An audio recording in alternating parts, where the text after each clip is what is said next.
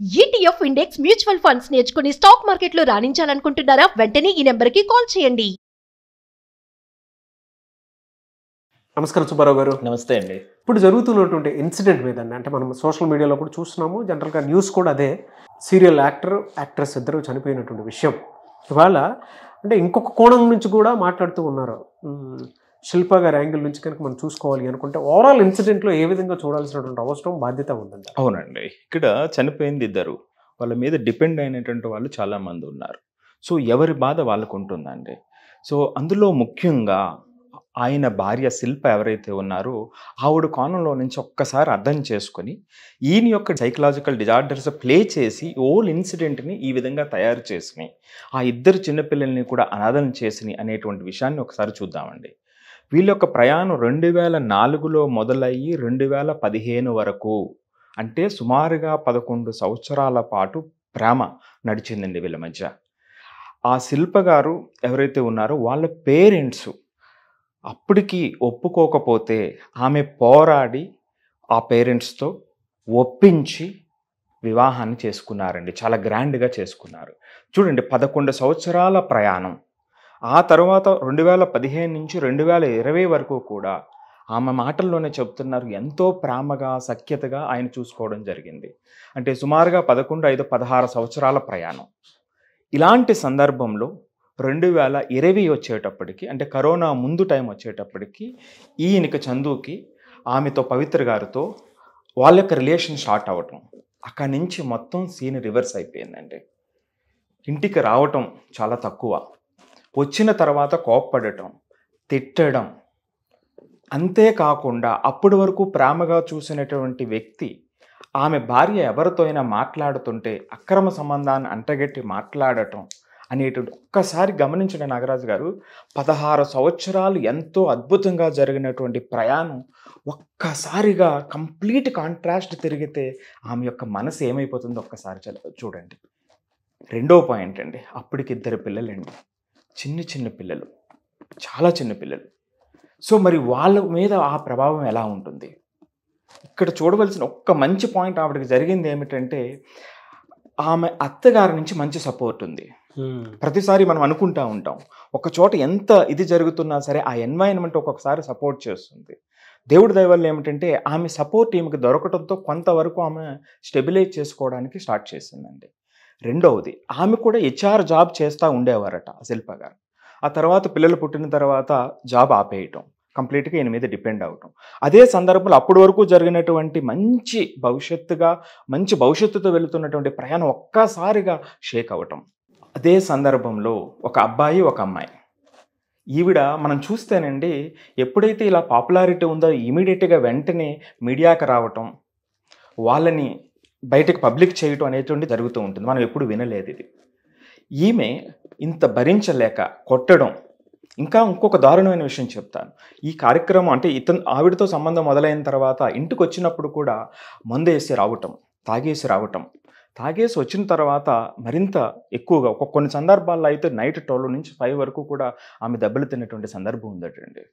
ఇక తర్వాత కారణం చూస్తే ఇక్కడ వచ్చినప్పుడు కూడా ఏమండి, భార్య ఇంట్లో ఉంటూ ఉంది, భర్త బయట నుంచి రాక వచ్చి వచ్చిన తర్వాత కూడా ఆమెతోనే ఫోన్లో మాట్లాడుతూ, ఆమెతో ఆప్యాయగా మాట్లాడుతూ ఈమెని చిరాకుగా చూస్తే ఆ హృదయం ఏమైపోతుందో ఒకసారి ఆలోచించండి.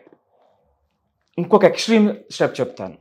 ఎవరైతే ఆమెకి పిల్లలు ఉన్నారో ఆ పిల్లల్ని కూడా, అమ్మ మీకేమీ కాదు, మిమ్మల్ని పవిత్ర ఆంటీ చాలా జాగ్రత్తగా చూసుకుంటుంది అంటే గుండెల మీద ఎంత బలంగా గుద్దుతుందో చూడండి. అయినప్పటికీ ఆమె ఎక్కడ పబ్లిక్ చేయకుండా అలా ఓర్పుగా వెళ్తూ ఉంది. మరి ఎందుకు వెళ్ళారమ్మా అట్లాగా?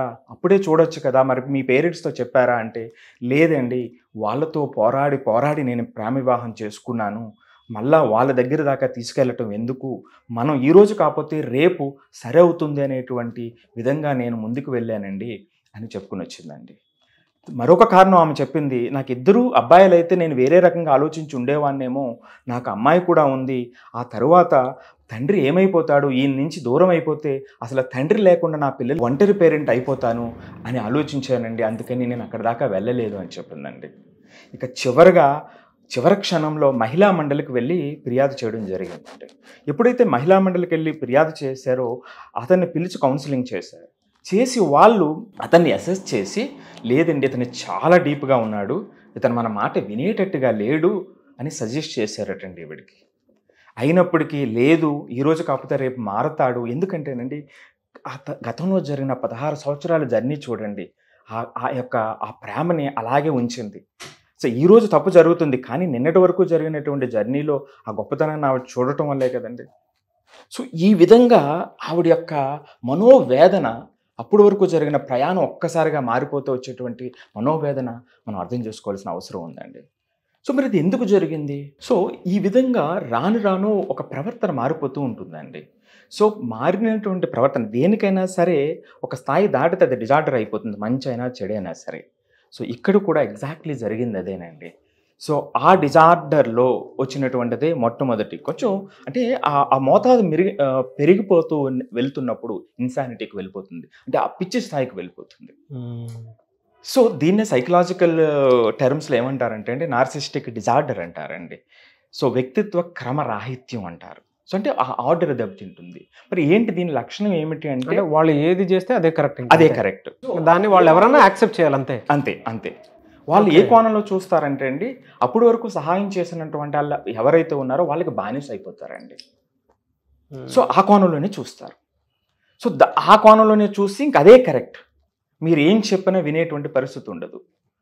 అది తర్వాత స్థాయిలో ఏమవుతుందంటే పక్కన ఉన్నటువంటి వాళ్ళని తక్కువగా చూడటం, వేలన్నగా చూడటం, వాళ్ళ మీద బాగా వాళ్ళ యొక్క మనస్తత్వాన్ని బాగా ఇంపోజ్ చేస్తారు. అంటే ఇప్పుడు చూడండి, 16 సంవత్సరాల పాటు ఈ కేసులో మనం గమనిస్తే 16 సంవత్సరాల పాటు అంత వాల్యూ చేసి ఆమె ఈ రోజు కూడా ఆ గొప్పతనాన్ని చెప్తుందండి ఆ శిల్ప గారు. అప్పటి వరకు చూసినటువంటిది ఆ తర్వాత వచ్చినటువంటి రిలేషన్లో ఇది మొత్తం అసలు ఆమె యొక్క మనసుని కానీ ఆమె యొక్క ప్రవర్తనను కానీ ఏమీ పరిగణలోకి తీసుకోకుండా, ఆవిడ బాధను కానీ ఏమీ పరిగణలోకి తీసుకోకుండా వన్ సైడ్గా మారిపోయినటువంటి వ్యక్తిత్వం ఉంది చూసారు, ఇదే డిజార్డర్ అండి. సో మనం అంటే ఆ స్థాయి మారిపోయి నెక్స్ట్ లెవెల్కి వెళ్ళిపోతున్నటువంటి పరిస్థితి.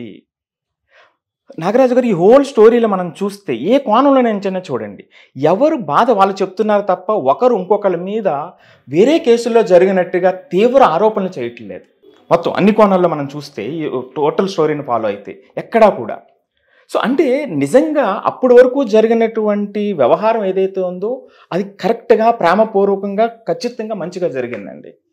ఎప్పుడైతే ఈ ఎమోషనల్ కంట్రోల్ పోయినాయో, ఆ డిజార్డర్స్ ఎంటర్ అయిపోయినాయో, ఇక మొత్తం ఈ 10 మంది యొక్క జీవితాల్లో అల్లకల్లోలం స్టార్ట్ అయిపోయిందండి.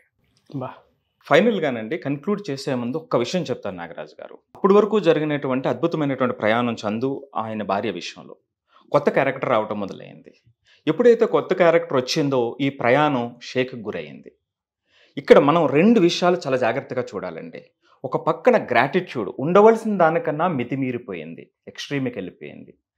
అప్పటి వరకు ప్రేమగా చూసినటువంటి వ్యవహారం మళ్ళా తప్పుదారి పట్టింది. ఇక్కడ ఆ సైకలాజికల్ డిజార్డర్స్ ఎంటర్ అయిపోయినాయి. ఇక్కడ రెండూ చూడండి, రెండూ కూడా ఎక్స్ట్రీమ్. అవునండి, అంటే మీరు చెప్పిన దాంట్లో నిజం కూడా ఉంది. అంటే ఈవిడ లైఫ్ ఇచ్చింది కదా అని చెప్పేసి కంప్లీట్ సరెండర్ అయిపోయి జీవితాన్ని యువతల భార్య శిల్ప గారు ఎవరైతే ఉన్నారో వాళ్ళని పట్టించుకోకుండా కొట్టడం, తిట్టడం, మీరు చెప్పినట్టు నార్సిస్టిక్ క్యారెక్టర్లోకి ఒక మనిషి వెళ్ళిపోయిన తర్వాత ప్రస్తుతం ఉన్నదానికైతే చాలా ఆలోచించుకుని డెసిషన్ తీసుకోవాల్సినట్టు. కరెక్ట్ అండి, చాలా మంచి మాట చెప్పారండి. చాలా ఆలోచించి డెసిషన్ తీసుకోవాల్సింది. ఎందుకంటే ఎక్కడైతే గ్రాటిట్యూడ్ చూపించాలనుకున్నాడో మితిమీరి ఆ క్యారెక్టర్ లేదండి, అక్కడ ఆమె వెళ్ళిపోయింది. అదే సందర్భంలో అప్పటి వరకు చేసినటువంటి తప్పు ఏదైతే ఉందో దాన్ని సరిదిద్దుకునేటువంటి అద్భుతమైనటువంటి అవకాశం ఆయనకు ఉందండి. ఆ పిల్లలు ఆ భగవంతుడు ఇచ్చాడు, ఆయనకి ఇచ్చాడు. దాన్ని చూడలేదండి ఆయన. మరలా వీళ్ళతో ఆ మంచి జీవితాన్ని ప్రారంభించేటువంటి అవకాశం ఉన్నటువంటి అవకాశాన్ని చేతులారా ఆయన గెంటి వేశాడండి. అంతేకాకుండా ఆ పిల్లల్ని రోడ్డు మీద పడేశాడండి. అంతేకాకుండా ఆయన తల్లి కూడా బాధతో ఉంది. ఆవిడ కూడా పుత్రశోకం, మెడికల్ ఎమర్జెన్సీస్ అవసరమైనటువంటి కారణంతో కూడా ఉంది. పుత్రశోకం ఒకటైతే ఆవిడకి మెడికల్ ఎమర్జెన్సీ, అంటే ఆ బాధ్యతను కూడా ఆయన నిర్వర్తించలేకపోయాడు. ఈ సందర్భంగా నేను ఒక్కటే చెప్తున్నానండి, ప్రతి పేరెంట్కి చెప్తున్నాను, ఇలాంటి వలయంలో చిక్కుకున్న ఎవరైనా సరే ముందు మీ పిల్లల్ని ఒక్కసారి గుర్తుకు తెచ్చుకోండి. మీరు ఈ విధంగా చేసినటువంటి పనులకి రేపొద్దుట వాళ్ళ రోడ్డు మీద, బాధతో చెప్తున్నానండి, బాధతో చెప్తున్నా, రోడ్డు మీద వాళ్ళు అడుక్కునేటువంటి పరిస్థితికి వచ్చేటువంటి అవకాశం ఉంటుంది. ఒక్కసారి ఆ నిర్ణయం తీసుకునేటప్పుడు కళ్ళు మూసుకుని ఒక్కసారి ఆలోచించండి. చాలా బాధాతృప్త హృదయంతో నేను చెప్తున్నానండి. ఇలాంటి వలయంలో చిక్కుకునేటువంటి సందర్భంలో ప్రతి ఒక్కరూ ఆలోచించండి. వాళ్ళని ఒక్కసారి గుర్తు చేసుకొని మీ యొక్క అడుగును వేయండి. పిల్లలు నిజంగా అనాథలు అయిపోతారు సార్. అంటే వీళ్ళు చేసేటువంటి తప్పులకి వాళ్ళ శాపం జీవితాంతం మోయాల్సిన అవసరం వచ్చేస్తూ ఉంటుంది. జీవితం నిజంగా. తారుమారైపోతుంది. ఇందాక చెప్పినట్లు ఒక చోట పోయిన జీవితాన్ని ఇంకొక చోట సరి చేసుకోవడానికి అవకాశం ఆ భగవంతుడు ఇచ్చాడండి. ఈ కేసు దాన్ని ఎలా చూడాలి అని అంటే, అవకాశాన్ని అంటే అక్కడ పోయిన గ్రాటిట్యూడ్ సంబంధించి జీవితం అక్కడేదో అయిపోయింది. ఇటేపు పిల్లలు ఉన్నారు, మదర్ ఉంది, మీరు నాకు చెప్పినట్లు మెడికల్ నీడ్స్ ఉన్నాయని చెప్పేసి అన్నారు కదా. నాకు చెప్తుంటే అది తెలుస్తుంది అనమాట. ఇక్కడ చేయాల్సినటువంటి బాధ్యత చాలా ఉంది. ఒక్కొక్క రకంగానూ కాదు, తన తల్లికి చేయాలి, అక్కడ కూడా గ్రాటిట్యూడ్ చూపించాలి కదా. చాలా మంది ఇలాగే సూసైడ్ చేసుకుంటూ ఉన్నారు. వీళ్ళకే అంటే ఇంత చేతికొచ్చి మెంటల్గా అన్నీ తెలిసి వీళ్ళే ఏమి చేయలేని నిస్సహాయ స్థితిలో సూసైడ్లు చేసుకుంటూ ఉన్నారు. పిల్లల పరిస్థితి వీళ్ళు పోయిన తర్వాత ఇంకా దారుణంగా ఉంటుంది అనేటువంటి విషయం వీళ్ళు ఎందుకు ఆలోచించలేకపోతున్నారని తెలియట్లేదు. వీళ్ళకే అది లేదనంటే ఆ పిల్లలకి ఎందుకు వస్తుంది సార్ అసలు? ఎందుకు నిజంగా పిల్లలకి ఆలోచన, పిల్లలకి ఈయనే మెంటలీ వీక్గా ఉన్నాడు, పిల్లలు ఆలోచన ఎందుకు వస్తుంది? వాళ్ళ రోడ్డు మీద పడిపోతారు. ఎలా అంటే మా నాన్న గొప్పగా బతికి మా నాన్నకి దిక్కులేదు, మమ్మల్ని ఎవరు చూసుకుంటారు, మేము మా పరిస్థితి కూడా రేపు అదే అవుతుందేమో అని ప్రతిరోజు యాంగ్జైటీలో బతికేస్తారు. ఒక్కొక్కరు ఒక్కోలా తయారవుతూ ఉంటారు. నిజంగా ఇవాళ సింగిల్ పేరెంట్ లో ఇది ఉంది. అంటే సింగిల్ పేరెంట్ చేసేటువంటి వాళ్ళు కొంతమంది పిల్లలు అన్ని పర్ఫార్మెన్స్ లో బాగున్నా కూడా మానసికంగా వీక్గా ఉంటారు. కొంతమంది రకరకాల అలవాట్లు అంత చేంజ్ డైవర్ట్ అయిపోతారు. ఎవరైనా సూసైడ్ చేసుకోవాలి అనుకునేటప్పుడు మాత్రం 1-2 సార్లు మీ జీవితాన్ని అక్కడే పాజ్ చేసి అబ్జర్వ్ చేసి కూర్చొని, నా వెనకేం జరుగుతుంది, ముందేం జరుగుతుంది, అంటే వెనక ముందు అని అంటే నా జీవితం అంతకుముందు ఏముంది, నేను భవిష్యత్తులో చేయాల్సింది ఏముంది, నా కంటి ముందు నా పిల్లలు ఎంతమంది ఉన్నారు, నా కన్న తల్లి పరిస్థితి ఏంటి, ప్రస్తుత పరిస్థితి ఏంటి, ఓకే, నా పిల్లల ప్రస్తుత పరిస్థితి ఏంటి, ఒకవేళ నేనే ఇంత వీక్గా ఉండి నేనే పోతే వాళ్ళు చూసుకునే వాళ్ళు ఇంకెవరు ఉంటారు, ఓకే, అది ఆలోచించుకున్న తర్వాత ఒక నిర్ణయానికి మీరు రండి. సూసైడ్ అనేది ఎంత పెద్ద తప్పు మీకు క్లారిటీ వస్తుంది. అంతేగాని నా మనసు కనిపించింది కదా నేను ఇదే చేసుకుంటూ వెళ్ళిపోతాను బ్లైండ్గా వెళ్ళిపోవద్దు. ఓకే, మీరు తీసుకున్నటువంటి డెసిషన్స్ వల్ల చాలామంది పిల్లల పసి హృదయాలు దెబ్బతింటున్నాయి. పెద్ద అయిన తర్వాత ఆ శాపం ఎక్కడి వరకు మారుతుందనంటే, నీ తండ్రి సూసైడ్కి కారణం ఇదే, తండ్రి అంతే, కొడుకులు కూడా అంతే, పిల్లలు కూడా అంతే అని చెప్పేసి జీవితాంతం మోయాల్సిన బాధ్యత వచ్చేస్తుంది. అది ఎవరికి నష్టం? మీరు సూసైడ్ చేసుకోవడం వల్ల ఎవరికి ఉపయోగము? బతికుండగా ఎలాగో దగ్గర తీసుకొని మంచిగా చేసుకొని జీవితాన్ని గడపలేరు. సూసైడ్ చేసిన తర్వాత కూడా జీవితాంతం శాపం మొయ్యాలా? కరెక్ట్ మీరు చెప్పింది అక్షర సత్యం అండి. ఈ ఇన్సిడెంట్ నుంచి నాకు అనిపించింది ఒకటే అండి, సూసైడ్ అనేటువంటిది అతిపెద్ద నేరం, తప్పు. దాని జోలికి వెళ్ళకూడదు. మన ప్రజెంట్ని 10 సార్లు 10 నిమిషాలు కూర్చొని పాజ్ చేసి ఆలోచించి ఏ డెసిషన్ తీసుకుని ముందుకెళ్తే ఉన్నటువంటి మార్గం ఏమిటి, అవును, ఆ మార్గాన్ని వెతుక్కుని ముందుకెళ్ళిపోవాలని మాత్రం కోరుకుంటాను నేను. Anyways sir, thank you so much Subbarao గారు. అండ్ మీలాంటి పేరెంటింగ్ కౌన్సిలింగ్ ఇచ్చేటువంటి వాళ్ళు ఇవాళ పిల్లలకి కౌన్సిలింగ్ త్రూ సపోర్ట్ ఇవ్వాలని మాత్రం కోరుకుంటాను. తప్పకుండా అండి, తప్పకుండా ఎవరికైతే నీడ్ ఉందో, పర్టికులర్లీ సింగిల్ పేరెంట్ విషయంలో మేము ఎప్పుడు అవైలబుల్గా ఉంటామండి వాళ్ళకి. డెఫినెట్గా అండి. Thank you so much Subbarao గారు. సుమన్ టీవీలో మీ పర్సనల్ అండ్ బిజినెస్ ప్రమోషన్స్ కోసం కింది నెంబర్కి కాంటాక్ట్ చేయండి.